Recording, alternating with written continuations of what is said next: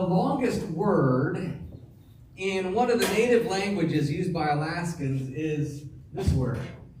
I don't even think I can say it. You got it? Isu, Maji, Jujung. I'm butchering it, right? I'm butchering it. There's a legend, though, about this word. The legend has it that Moravian missionaries who spent time in Alaska among the Eskimo Indians, when they arrived on, in that culture, they realized the Inuit culture and language did not have a word for forgiveness. So they latched on to this word, 24 letters, longest word in the Inuit language. This word means not being able to think about it anymore. Not being able to think about it anymore as the word for forgiveness. That's the essence of what it means to forgive. We're finishing up our forgiving challenge this week, and the last day, I think, is Saturday, if you're following along in the books the way we've been going. If you want to start, we still got books back there, by the way. There's no true day to start, but when we started, Saturday will be day number 40. We've been using the SCARS acrostic to help us understand forgiveness. And so this is what we've been using to help us contemplate and discuss and think about what forgiveness means. Sin, confession, absolution, forgiveness, restoration, and sanctification. SCARS. We've talked about sin. That's what starts the whole process. When we sin, we confess. And when we confess, there's absolution and restoration. And all of this rhythm of sin, confession, absolution, restoration, it's all part of what we call sanctification. And so this morning, we're going to be talking about sanctification. After all, forgiveness is what sanctifies. Sanctifies. Forgiveness cleanses. Here's what sanctification means. Sanctification literally means being set apart, or being made holy, being purified, being cleansed. So it's one of those fancy words you hear every once in a while, fancy theological terms. We actually find it in the Bible. That means all this. Being set apart, being made holy, being purified, being cleansed. Forgiveness does that. When something is sanctified, it is now set apart for holiness. There was a ritual they had in the Old Testament where the priests would clean themselves or cleanse themselves before they went into the temple. That's the idea of sanctification. We're told throughout Scripture that forgiveness washes away sin. And so forgiveness sanctifies, sets us apart as holy. By the way, this is where we get the word saint. We understand here, right? We are all saints.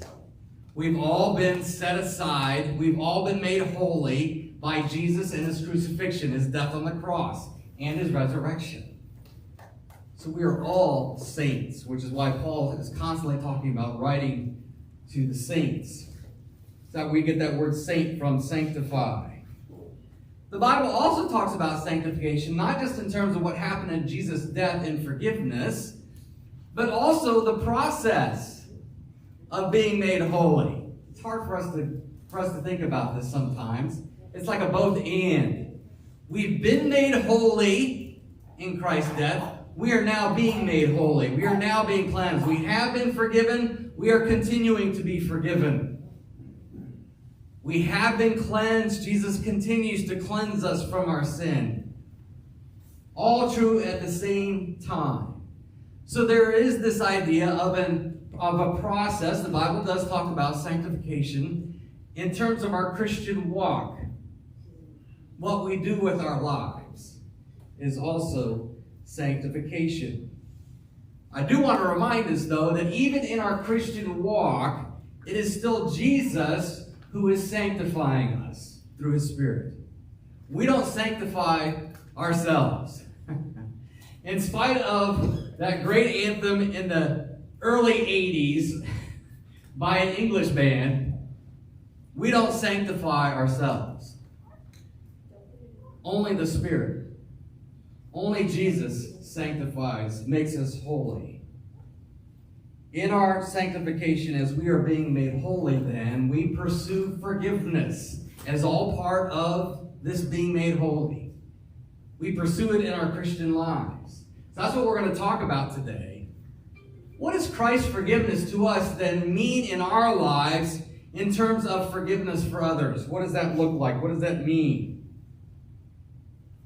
People have a hard time receiving Christ's forgiveness, and that's where we have to start. And sometimes I think we have a hard time forgiving others because we have a hard time receiving Christ's forgiveness. The reality is that Jesus forgives us so that we will forgive others. So we've been spending this series thinking about forgiveness, and most of this series has been, what is Jesus doing for us in forgiveness? And what does that look like? And how do we receive it? Today we're going to talk, again, as we wrap up this series, we're going to talk about what does that look like? What does that mean? What does forgiveness look like in our daily lives? So we've been using a couple of ways to define forgiveness. So as we start to talk about forgiveness as a lifestyle, here's what we've been talking about. Forgiveness, first of all, cancels a debt. Forgiveness cancels a debt.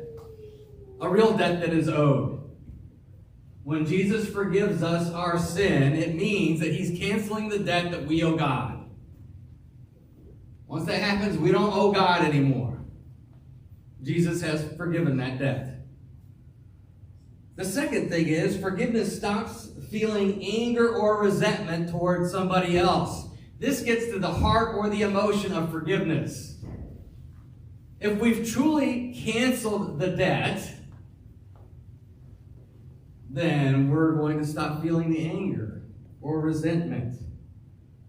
So forgiveness says, you don't owe me anymore.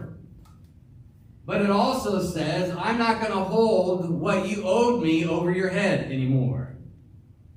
I'm not going to hold it against you. I'm not going to hang it over your head. I'm not going to hold you to account. That debt is canceled. And this second part is hard because now all of a sudden we're meddling on the inside.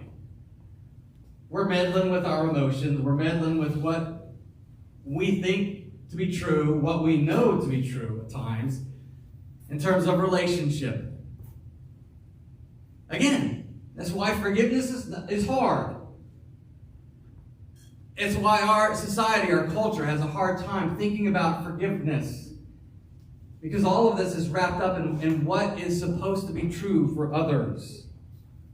So forgiveness cancels the debt. Forgiveness says, I'm never going to hang this over your head. Forgiveness doesn't carry a grudge.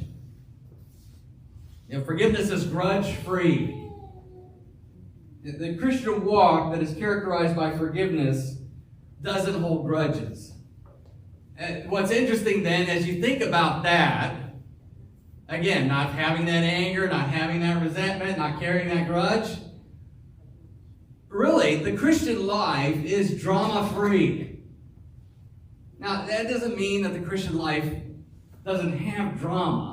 But if you think about a lot of what goes on in our lives, the stuff that we call drama, a lot of it has to do with the fact that somebody's not forgiving somebody. Somebody's holding something. Somebody's angry towards somebody. And they're hanging on to it, or they're holding it over their heads. They're holding it against, and so there's a lot of drama. Forgiving and the forgiving lifestyle minimizes the drama. So we've been looking at one of the best illustrations in all of the Bible regarding forgiveness. It's the story of Peter and Jesus there on that beach. It all happens after Jesus' resurrection. And Peter, of course, the night that Jesus is betrayed, Peter shows up to where Jesus is being held on trial. It's a sham trial. He's in the courtyard, and just outside the door where Jesus is on trial for his life, Peter 3 times says, I don't know that guy. Peter denies Jesus. Peter lets Jesus down. And what makes it worse for Peter is all along the way, including earlier that night, he had bragged about the fact that, hey, even if everybody else abandons you, Jesus, I won't. At one point he says, Jesus, I know you say you're going to the cross, but look, I'll lay down my life for you before that happens. And so Peter's outside in his courtyard and 3 times says, I don't know the guy. So Jesus dies. Jesus rises. Jesus shows up to his best friends, including Peter, that night of his resurrection. He shows them his hands, his feet. They rejoice that it's Jesus risen from the dead. He shows up a week later.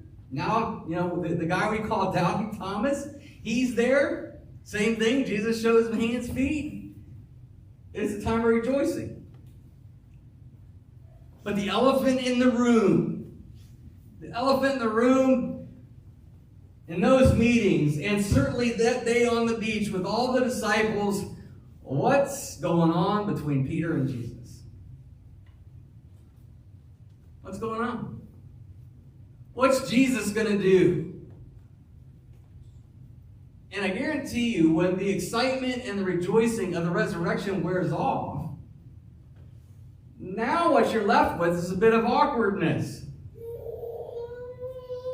What is Jesus going to do? Well, the reality is, we talked about this last week. Jesus shows up, and Jesus is on that beach. They're out fishing. They have this great boatload of fish. They bring the fish to shore. They get to shore. And Jesus is waiting for them. He's got a charcoal fire. And again, that's the same word used as was used just a few nights before, a couple weeks before. Same charcoal fire in that courtyard where Peter denies Jesus. And so Jesus, when Peter shows up on that shore, and he sees the charcoal fire and the loaf and the fish that are there, he's already forgiven. Jesus has already forgiven Peter. And Jesus not only forgives Peter, he restores Peter. Peter's a leader of the band. And Jesus has made some promises about Peter. On this rock I'm going to build my church. Peter's denials, Peter's big failure, it doesn't change a thing. Jesus says, feed my sheep, shepherd my sheep. So he's forgiven. He's restored. Then Jesus says something very, very odd. I think it's one of the oddest statements in all of the Bible. This is what Jesus says. At the end of the restoration, he says, truly I tell you, we read this just a little bit ago, when you were younger, you would tie your belt and walk wherever you wanted, but when you grow old, you will stretch out your hands, and somebody else is going to tie you and carry you where you don't want to go. He said this to indicate by what kind of death Peter would glorify God. And we know this, by the way, this does happen. Peter, years and years later, is crucified.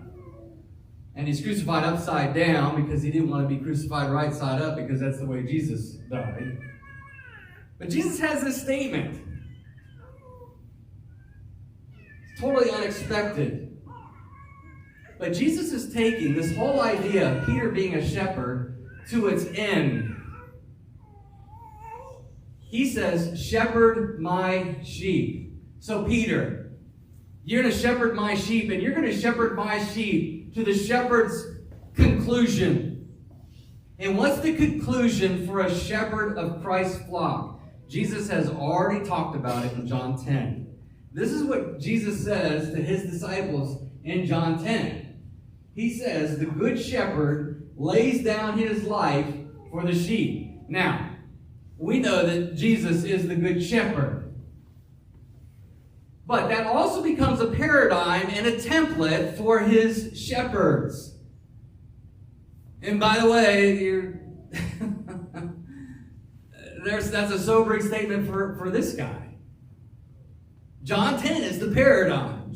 John 10 is Jesus, and there's probably some of those religious leaders in the crowd He's basically saying there are shepherds that don't care for the sheep. They don't love the sheep. They're going to lead you astray. And while their ears are burning, he says, a good shepherd lays down his life for the sheep. And what does Jesus do? Well, he lays down his life for the sheep.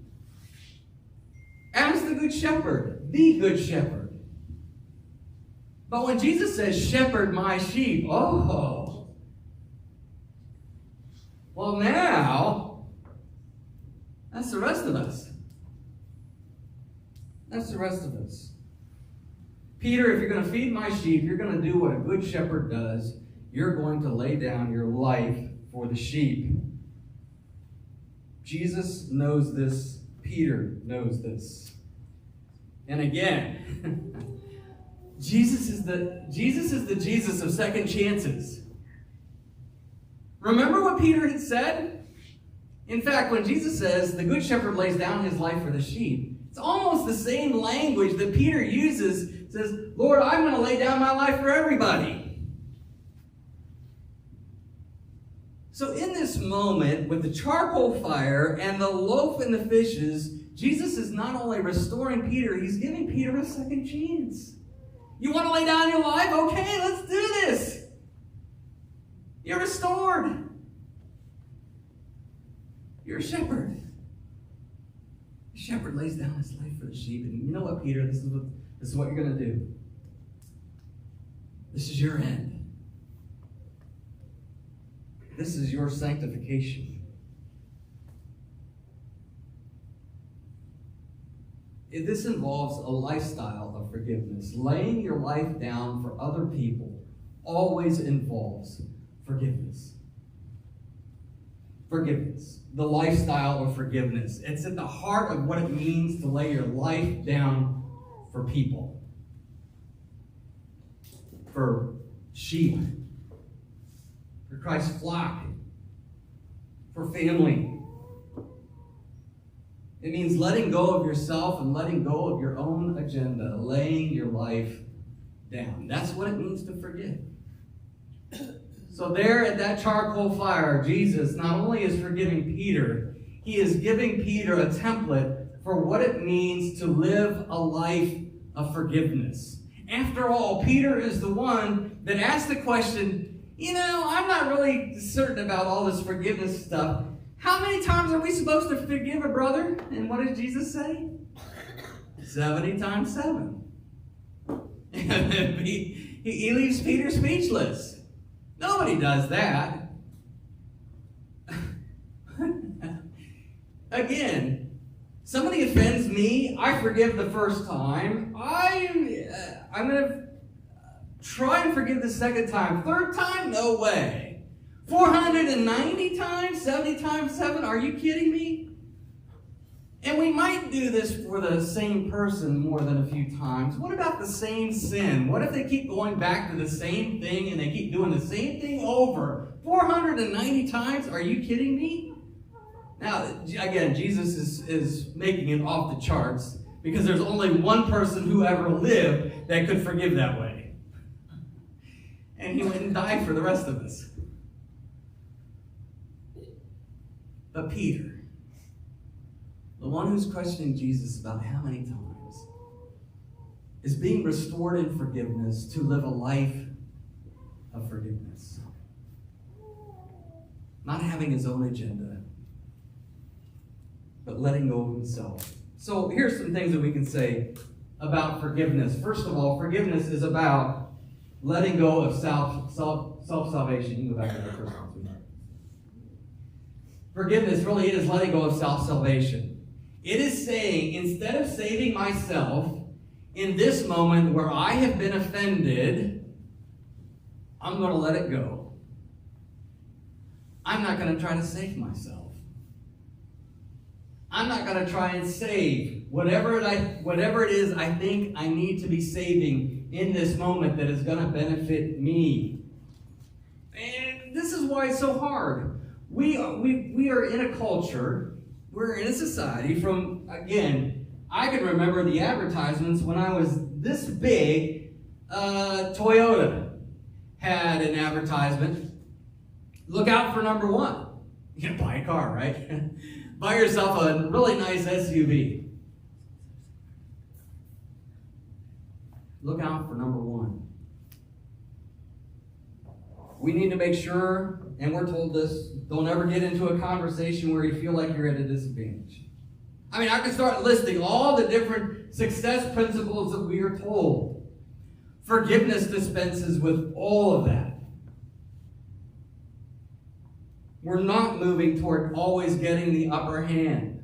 You ever feel like you're in a situation in which somebody always seems to be trying to move or maneuver the conversation to their advantage? It doesn't feel good, does it? Forgiveness dispenses with that. Forgiveness doesn't do that.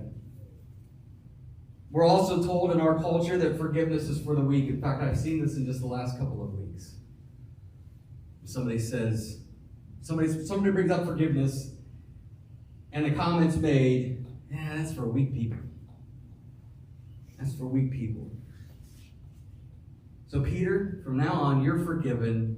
You're going to lay down your life for the sheep. You're going to stop chasing self-salvation. You're going to stop trying to always save yourself. You're going to stop trying to always gain the advantage. Forgiveness really is the upside-down life. It's everything that the successful world tells us we're not supposed to be. We live our lives as if we're not saving ourselves. The other thing, then, that we could say is forgiveness really is letting somebody off the hook. Again, this is hard. We read it earlier, eye for eye, tooth for tooth. That's the way we like. That's what we want. We want a pound of flesh. Yeah, this is where karma comes up from time to time. Christian life is not about karma at all. The story has been told about it. The great Indian chief, leader of the Cree. Again, I'm going to butcher this name, Maskatipatoon. Maskapekatoon was the chief of the tribe, and his father was brutally murdered by a rival tribe. Well, he spent the next few years chasing down who it was that murdered his father. He realized it had been somebody from a neighboring tribe.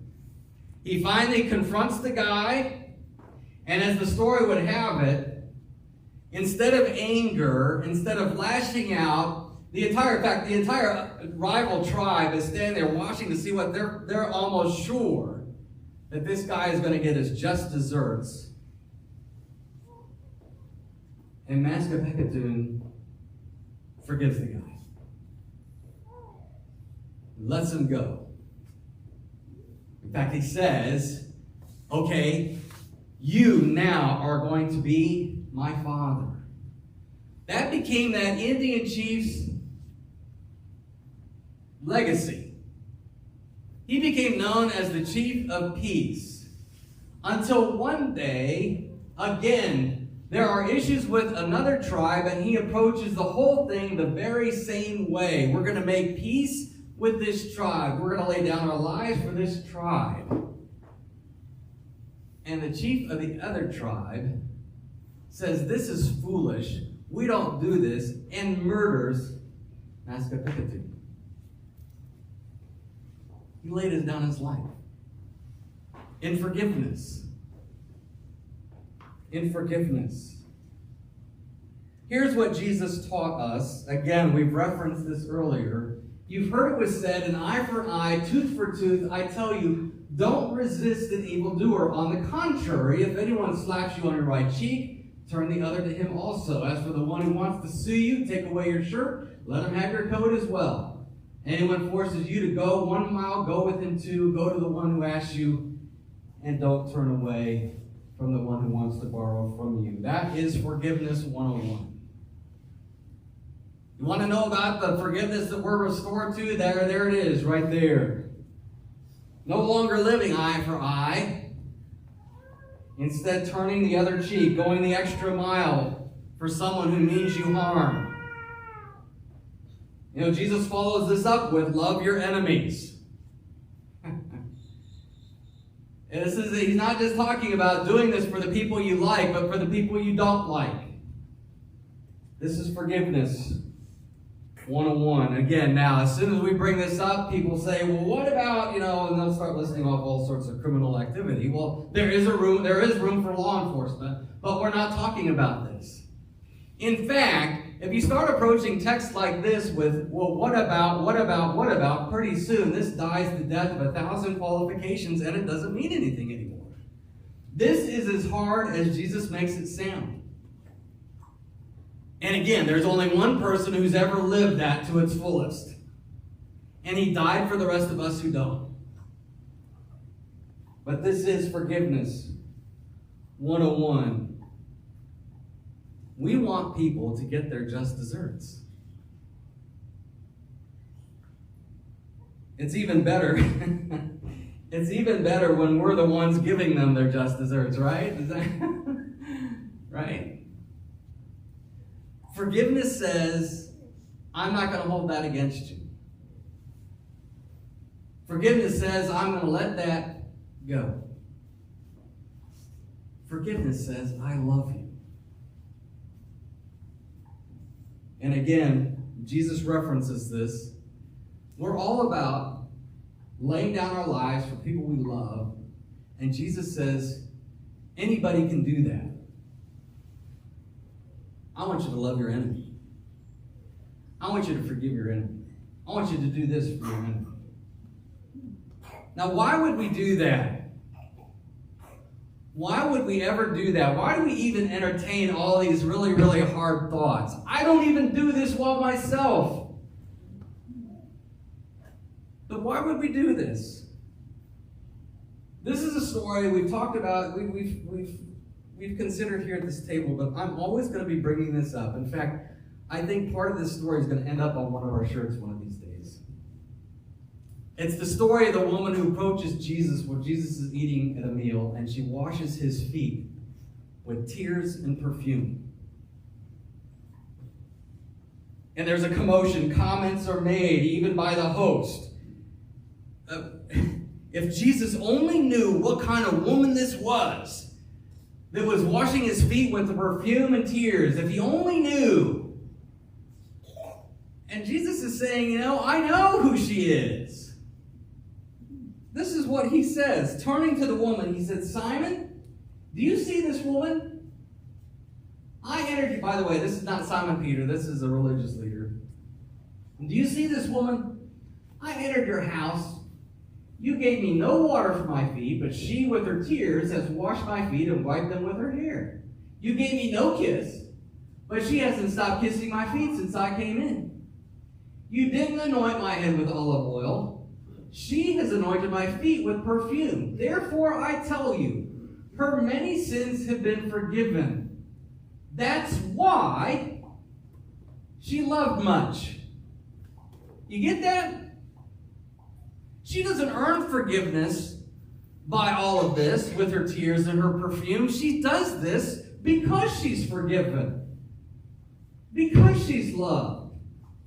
And then he says, the one who is forgiven little, the one who doesn't understand forgiveness, the one that doesn't really consider forgiveness to be all that important, well, okay. Loves little. Loves little. At the heart of love itself is this forgiveness that just lets go. And the reason that happens is because people that understand how much they have been forgiven forgive others. Forgive others. Why would we forgive anybody? Because we're forgiven. Why would we let anybody off the hook? Because we've been let off the hook again and again and again.